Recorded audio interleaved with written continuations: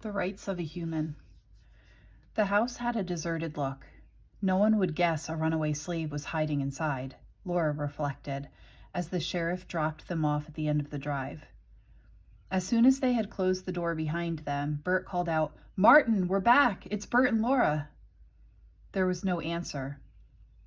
At once the thought flashed through Laura's mind. He's gone. The slave catchers came while we were away and found him.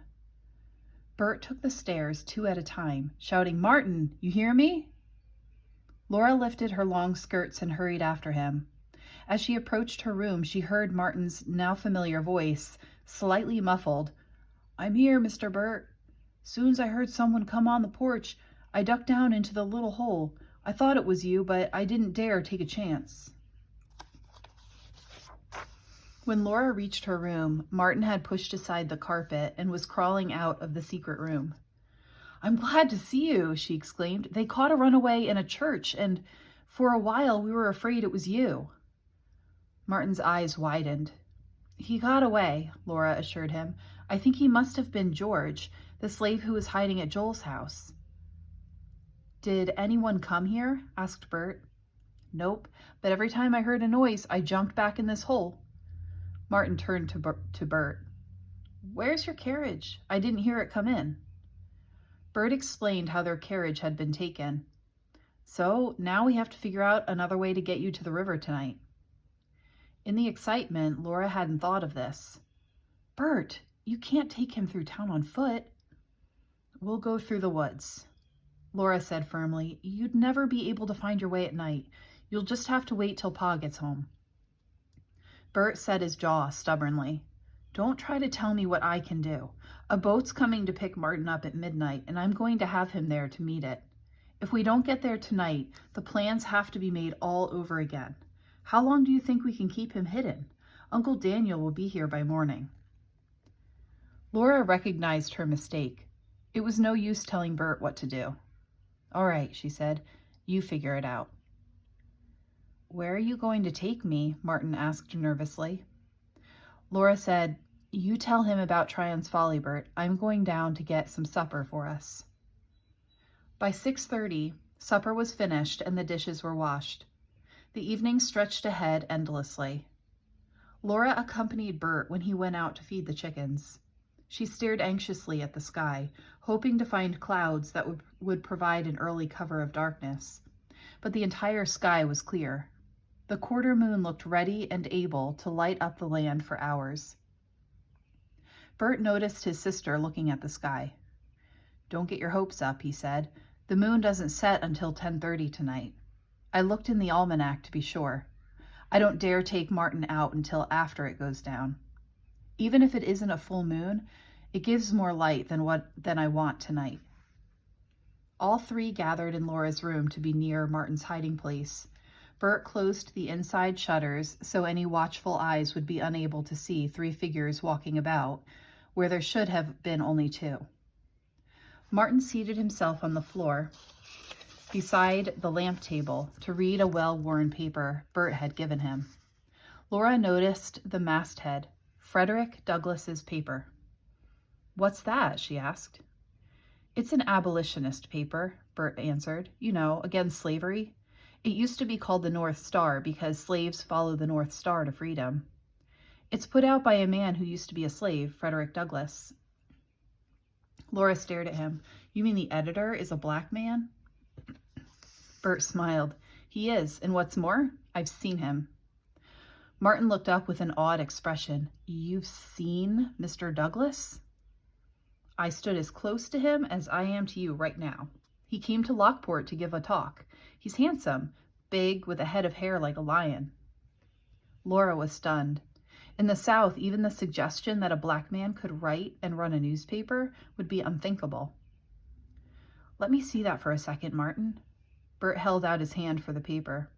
He studied it until he found what he wanted. "Here it is. Pa showed this to me. He says that in a few words, this tells the whole story of what he believes in. Listen." Bert read aloud. "I know of no rights of race superior to the rights of humanity." "Did Frederick Douglass write that?" Laura asked. Bert nodded. Laura thought a moment. It's true, isn't it? She exclaimed. A person should have the rights of a human being, no matter what color he is. That's the meaning, isn't it? I think so, said Bert. Or maybe that being white doesn't give us the right to take away a black person's human rights. Only, what are the rights of a human being? Laura asked thoughtfully. To be free, said Martin. And to be treated with respect, Laura added. Bert suggested life, liberty, and the pursuit of happiness, as the Declaration of Independence says. Have I been asleep for 4 years? Laura wondered. She asked herself why she hadn't thought about such things before. Uncle Jim and Aunt Ruth and their friends seemed to think it was natural and right that blacks should be slaves, and she had accepted their attitude without questioning it. The clock on the stairs boomed 7 times, more than 3 hours before Bert and Martin could leave. Maybe you two should get some rest, Laura suggested. I'll stay on watch. I couldn't sleep, said Bert. How about you, Martin? I won't sleep again till I'm across the river. He grinned. I'll sleep in the promised land. Bert paced back and forth. I'll be glad when you're there. He went to the front window, lifted a slat in one of the shutters, and peered out. I wonder if Joel will be able to get away. If he thought he could come, he wouldn't have sent that note, Laura snapped. Stop pacing around. Can't you find something to do? Bert stared at her. What's the matter? You don't have anything to worry about. I'm the one who has to get Martin to the river. A mischievous gleam came into his eyes, and he bolted from the room. When he came back, he had a book in his hand. Martin and I can keep busy. We'll take turns reading out loud. Martin looked pleased. I'd like that. Bert sat on the floor near Martin and opened the book. Uncle Tom's Cabin, he read, by Harriet Beecher Stowe. Laura felt angry and hurt. She had changed many of her ideas that day, but she still wasn't ready to accept Uncle Tom's Cabin. Uncle Jim had said it was a pack of lies. I told you I didn't want to see that book, she exclaimed. Don't look then. Bert held the book higher to catch the light on the page. Martin was lying on his back, a rapt expression on his face. I always did want to read Uncle Tom's Cabin. Laura went into the hall. She'd go down to the kitchen and sit. She could find something to read to. Behind her, Bert's voice went on with the reading. She looked back at the room where the lamp spread a pool of light on the carpet. It was in marked contrast to the dark hall. There was companionship, at least, in that room. She sighed and went back. Taking up her sewing, she sat down in her rocker. Bert said teasingly, Thought you were going to leave us. Laura wrinkled her nose at him. I might as well hear the foolish thing. When Bert tired of reading, Martin took over. Despite herself, Laura became so lost in the story that she forgot to move her needle. Can it be true slaves are treated like that? She asked herself. Then she remembered Martin's scars and things she hadn't paid attention to when she was living with her aunt and uncle. Frightened black faces, hurried whispers. Now Martin had reached the part where Uncle Tom was sold down south. That almost happened to my pappy, he exclaimed. Master was going to sell him and we'd never see him again. Only my pappy isn't like Uncle Tom. He wouldn't let our family be split, so we all ran away. So it did happen like that. When she thought about it, Laura remembered how the owner of a plantation near Uncle Jim's had sold a man and woman down south. He kept their children and had one of the other slaves take them in. Martin was an uneven reader. Often he had to stop to ask Bert how to pronounce a word.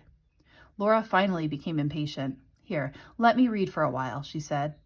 She pulled her chair close to the lamp table. The clock chimed and Laura stopped reading to count the strokes. 9 o'clock. She was amazed. The time was going much faster, almost too fast. She read on. 15 or 20 minutes later, Martin jumped up from the floor and whispered excitedly, Somebody's coming. Laura closed the book, keeping the place with her finger. In the silence, she heard voices outside. Footfalls sounded on the front steps.